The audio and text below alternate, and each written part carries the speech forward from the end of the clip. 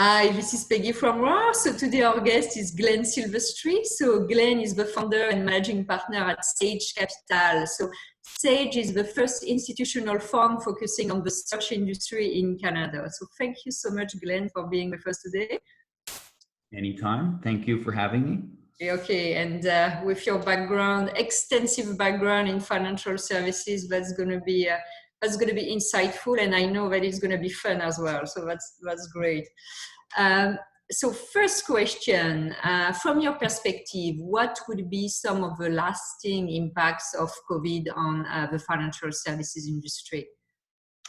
Well, I think we're already seeing them, and I think the lasting pieces are the work from home is here to stay. I think we're going to see a lot less real estate in financial services and a lot more people working from home. I got to think that the big players in the banking market are going to continue to invest a lot of money in technology because I think they probably didn't invest. Some did, some didn't, but they didn't invest enough to get to the point where they had a seamless technology platform that allowed people to work from home all the time and have a platform that allows their clients to actually subsist without having to go and talk to people in person. So I think those trends were coming, and they've been super accelerated, as they say, by what's happened. And I think small technology companies will continue to nip at the heels of the big financial guys to try and bring new products, new opportunities, and new technology to market that streamlines the way we do business. And over time, I would expect a lot of those get bought out by the big financial services companies because it gives them the ability to deliver a product that's at a much larger scale at a much cheaper price. So I kind of see a consolidation of sorts from small guys into big guys over time. And I think I see a financial services industry, at least in Canada, with the big banks that continue to dominate because I just think they have the ability to spend money on technology. Yeah. Thank you. And in terms of regulations, so do you see, you're talking about fintech, you're talking smaller player, open banking might be one of the examples. Do you see some changes in regulation to accommodate the new normal? Yeah, I think the changes are going to be more accepting to technology. I mean, if you go back even, I think 12 years ago or 10 years ago, and in some cases now, you still need to see a live person and check their ID and actually look at it in order to do things. And that over time has changed where people accept electronic signatures, they'll accept a scanned driver's license. So I think we're going to get more of that, where the acceptance of doing things online and doing things electronically is going to continue to evolve over time. And so I hope it does because it makes business a lot easier and it's a lot less cumbersome. Do I see any big changes on the horizon as far as legal structures go? Actually, not really. I could see, institutional mortgage market maybe tightening up a little bit because of the fear of continue to run on Canada housing prices. But other than that, I would expect us to continue to go along a regulatory regime, which has served Canada really well for a long period of time. Exactly. And speaking about Canada, and if we expand to the global financial order, where do you see that order going, or maybe disorder? Obviously, way more debt for multiple governments, protectionism. Where do you see that going? Yeah, I do see some risk in all of that because I see some developed countries, Italy, for example, where certainly my family came from, have a lot of debt and don't go down the other way. They've never been able to delever themselves, and now they've levered themselves even further. So do we run into another sovereign debt crisis at some point? I could see that being the next black swan event because everybody's taken on a lot more debt. Canada is obviously not in that bad a shape. I think we've probably taken on more debt than we should have, but obviously for good reason to make sure that people are staying alive and able to pay their mortgages. But in the long term, having over $1 trillion of debt from a Canadian perspective has got to lead to long-term increase in tax rates and long-term increase or decrease in wealth for our country. So we're going to suffer that at some point. But I think there are other countries in far worse shape that could have a far worse outcome than what Canada can have. That's for sure. And if we look at the competitive positioning of the financial industry, of course, the crisis was an opportunity for some challengers to maybe nip at the heel, for some incumbents to maybe consolidate. Where do you see the winners and the losers in that scenario? Well, you're seeing the winners already. I mean, companies in Canada, you see Durham that went public. You see Real Matters. You see companies like that that are in the financial realm and they're skyrocketing, right?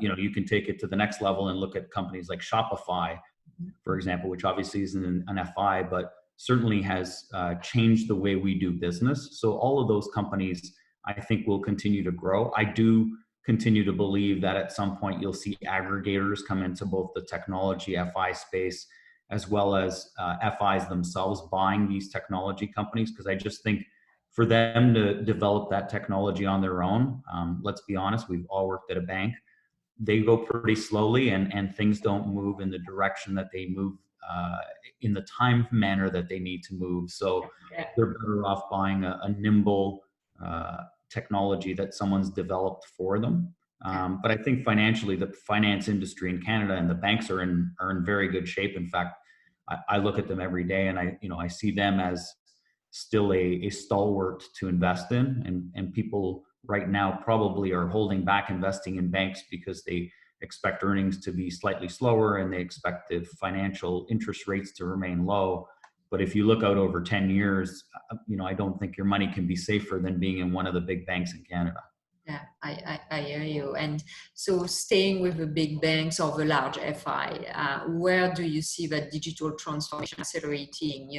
You spoke about the connectivity with the clients. You spoke also about the employees. Very often we forget the employees, but they actually need to access themselves the system to work. What do you see happening there? Well, I think they need to mine more of the data that they have. That's the starter. And there's a lot of companies that help them mine the data, both from a marketing perspective to get more services into prospective clients, but also to mine that data, understand what kind of risks they have. Believe it or not, if you look at the FIs in the industry, I mean, I'll take the insurance companies because I think they're the ones that I always point to and say, wow, because the lack of technology in insurance companies is just unbelievable, and they need to drive it forward. Perfect example, last week I redid the house insurance, and the lady says, well, I'm going to send you an email, and what's going to happen is it's not going to come through. And then what you need to do is you need to then send me back an email, and then I can reattach it because then it'll get through our filter. And I said, you're kidding me. Can't you just go through, a net file program of some kind, drop it in, whether it be Dropbox, Titan, anything of the sort, and I can just pick it up and then I can comment on it, reply to you, it's secure. And she just said, yeah, we're not really there yet. Okay, well. And I'm like, what do you mean you're not there? She said, well, I can email securely, but I know that the attachment doesn't come through. And I'm thinking, are you kidding? But, and you and I know we've looked at products for insurance companies in the past as a team. Insurance companies are way far behind, and I do worry about them as the lines blur between banks and insurers, because they all are financial services companies at the end of the day. Exactly. Insurance companies fall that far behind on technology. They're certainly going to have to catch up in a meaningful way, which means overpaying to buy something in order to get themselves ahead. Because right now, the fact that you can't get a house insurance quote without going through a somewhat secure platform email and going back and forth is just fundamentally crazy.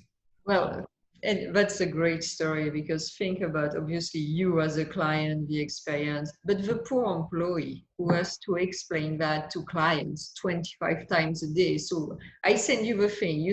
Of course, all the clients are not answering because we listen, out.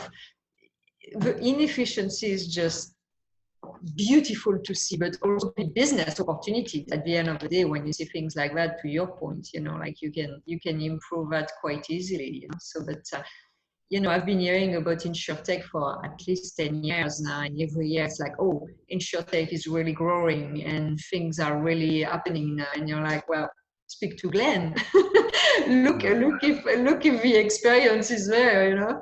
Well, I once saw this company that was looking at life insurance, and they were looking at the reinsurers and how the risk gets passed down. And they were reconciling, you know, you've sold something to someone in 1950 and they die in 2014. And now they're trying to figure out how much did I, you know, how much risk did I pass on to the reinsurers? And they were reconciling that over an Excel spreadsheet. And I'm thinking, there's got to be a better technology than that. And they didn't have it. That's what they were still doing. And this is 2 years ago that we saw this. They're still reconciling. And I know a friend of mine developed a technology to look at that and basically create a hub where all the insurers could put in their life insurance and basically say, what exposure do I have? So that they understood not only their exposure, but, you know, had they actually laid some of it off and didn't owe money. And he said within 10 minutes, he told one of the large insurers, just this year alone, you overpaid by $2 million because you had actually offed a bunch of this risk. So the amount of dollars in there is phenomenal for them to pick up. But more to your point, I know you're a customer person. From a customer perspective, how you're going to survive this person telling you, I have to send you this email twice because that's the only way it comes through, is just mind-boggling. Yeah, exactly. But, you know, back to your point, imagine building a business model, but success fee based. I really like that model because, you know, saying small upfront fee and then all success fee based, I think that's a wonderful business model, but that's another conversation.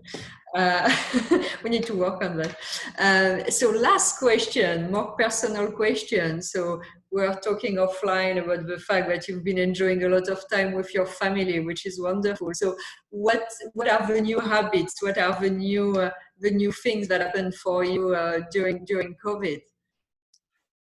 Look, you know, if I had to say overall, it's been a very positive experience for me. I mean, I've avoided the COVID-19, although I hope this video doesn't add 10 pounds. And certainly I've spent a lot more time with my kids and my family and my wife.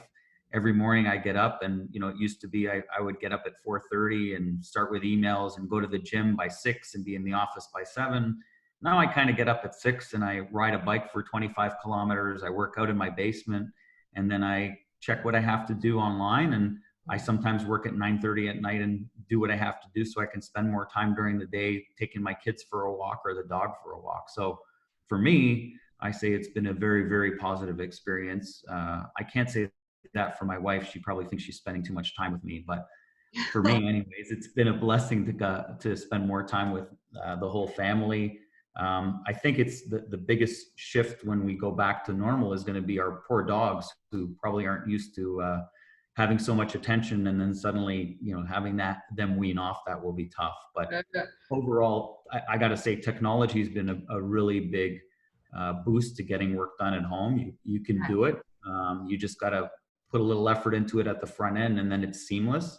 I was very surprised actually at the front end how many conference calls though were dropping. The initial 2 weeks of COVID, we couldn't get on conference calls half the time because they kept dropping.